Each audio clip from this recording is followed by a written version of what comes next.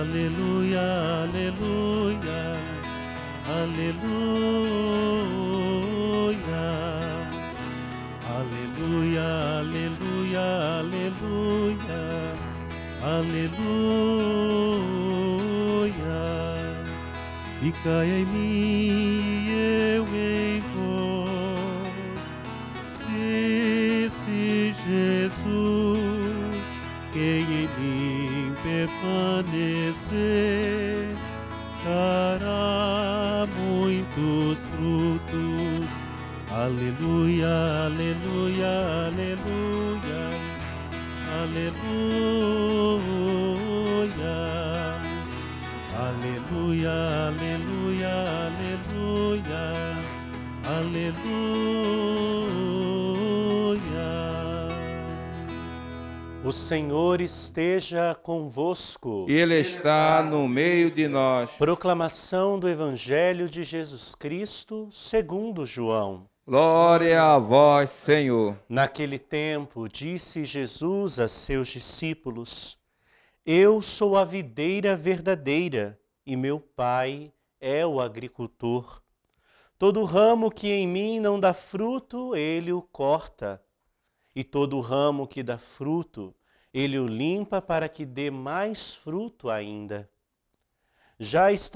Vós já estáis limpos, por causa da palavra que eu vos falei. Permanecei em mim, e eu permanecerei em vós. Como o ramo não pode dar fruto por si mesmo, se não permanecer na videira, assim também vós não podereis dar frutos, se não permanecerdes em mim. Eu sou a videira, e vós os ramos. Aquele que permanece em mim e eu nele, esse produz muito fruto, porque sem mim nada podeis fazer. Quem não permanecer em mim será lançado fora, como um ramo e secará. Tais ramos são recolhidos, lançados no fogo e queimados. Se permanecerdes em mim e as minhas palavras permanecerem em vós, pedi o que quiseres e vos será dado. Nisto meu Pai é glorificado, que deis muito fruto e vos torneis meus discípulos. Palavra da salvação. Glória a vós, Senhor. Queridos irmãos e irmãs, hoje quarta-feira da quinta semana da Páscoa, e de modo muito especial nessa liturgia, dois pontos nos chamam muito a atenção.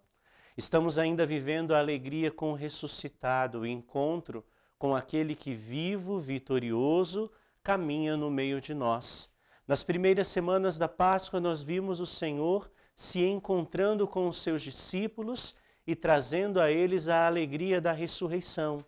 Nessas semanas que seguem agora da terceira, quarta e quinta semana, nós estamos conhecendo algumas características que são próprias deste homem chamado ressuscitado e os ensinamentos que o ressuscitado traz ao nosso coração. Dentre todos os ensinamentos que ele nos traz, ele nos faz um convite.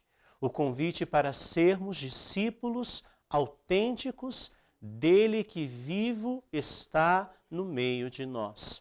Esses discípulos do ressuscitado somos nós cristãos que somos convidados a viver de maneira plena a verdade do Evangelho.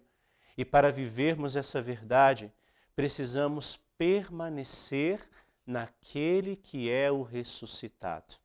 Por isso que o Evangelho de hoje, do começo ao fim dele, destaca um verbo muito importante: permanecer.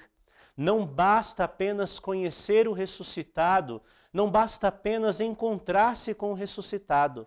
É preciso estar unido a ele profundamente para que a experiência do ressuscitado possa acontecer na minha e na sua vida. E os frutos que são verdades do Evangelho só acontecem quando, de fato, o discípulo não se distancia do seu mestre, mas está enxertado naquela videira viva e verdadeira que é o próprio Cristo Jesus. Por isso o Evangelho de hoje, a liturgia de hoje nos convida a refletir sobre isso. sobre os frutos que nós estamos dando a partir da experiência desse ressuscitado. E que frutos são esses que o discípulo é convidado então a dar? São os frutos da verdade, da vida, da paz, do perdão e do amor. Nisto me conhecereis e sabereis que sois meus discípulos, se derdes frutos, frutos no amor, frutos na verdade, frutos na fraternidade e frutos da paz. É nisso que nós cristãos somos conhecidos, num amor que é pautado numa escolha, numa decisão e não num mero sentimento. Essa é a primeira verdade que a liturgia de hoje nos aponta. A experiência com o ressuscitado nos convida a sermos discípulos e nos convida então a produzir frutos de vida por onde nós passamos. A segunda verdade que a liturgia de hoje nos aponta é que os frutos que vêm da experiência do ressuscitado não podem ficar somente para nós. A experiência com o ressuscitado precisa ser levada àqueles que estão para além do nosso convívio. São para todos aqueles que nós temos de fato a graça de encontrar. É o que acontece na primeira leitura de hoje, de Atos dos Apóstolos, capítulo 15. Essa leitura, de modo muito especial, começa a apontar para nós o que está acontecendo na primeira comunidade, quando os fiéis de origem grega tentam se aproximar da comunidade e têm dificuldade, porque os fiéis de origem judaica estão exigindo que eles sejam circuncidados. Foi o primeiro tema tratado no primeiro concílio da igreja, chamado Concílio de Jerusalém.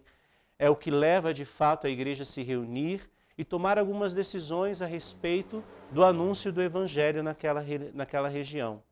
Defendidos por Paulo e por Barnabé, aqueles fiéis de origem grega, também aqueles que são pagãos, são de fato convidados a viver a experiência do ressuscitado a partir da sua realidade.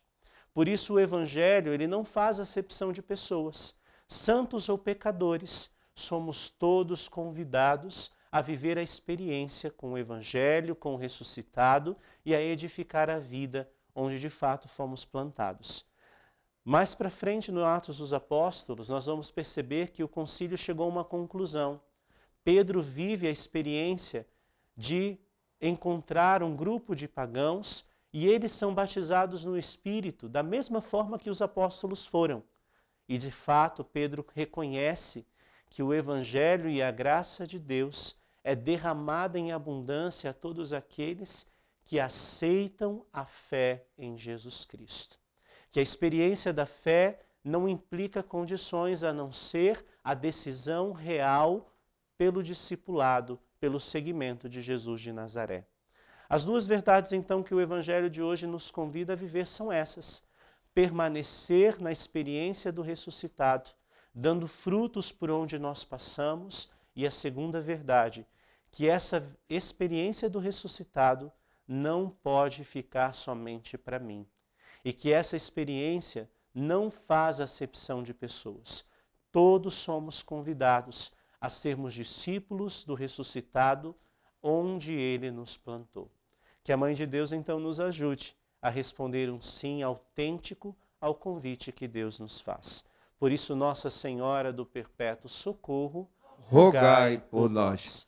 Diante do altar de Deus, apresentemos as nossas preces, os nossos pedidos, rezando juntos.